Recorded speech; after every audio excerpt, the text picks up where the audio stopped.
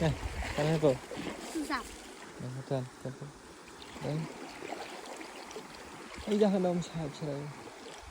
Ô chọp chơi thông rồi. Em sao rồi? Mà chuyện tới cái này chết đấy. Tại đã khổ rồi. Ô trời nó chọp chơi thông rồi. Con tàu đấy.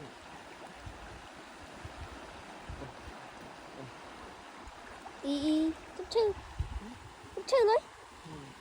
Mua nuôi. Đấy chứ.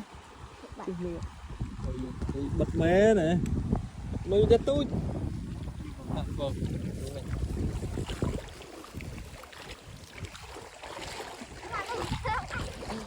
Cùn tắc bạn.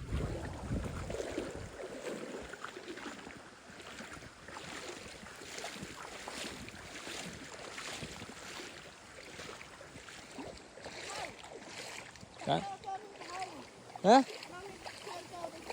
Ê, khai tức rồi.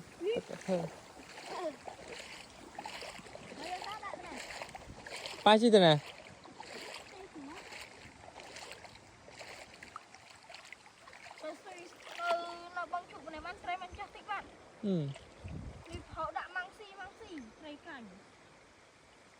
Bưng chút nữa nè.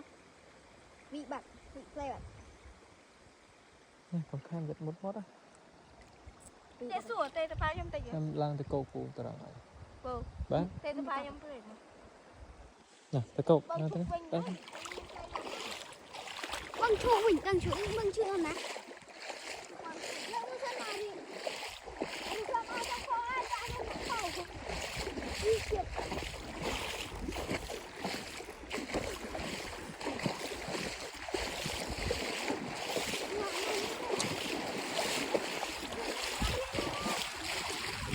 Ê, tam cái này là gì vậy?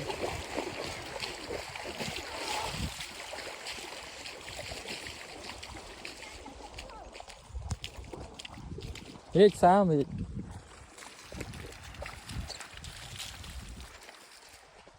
Điện bỏ bây giờ. mày ban đã lăng rồi nhỉ? Tao lăng lại rồi.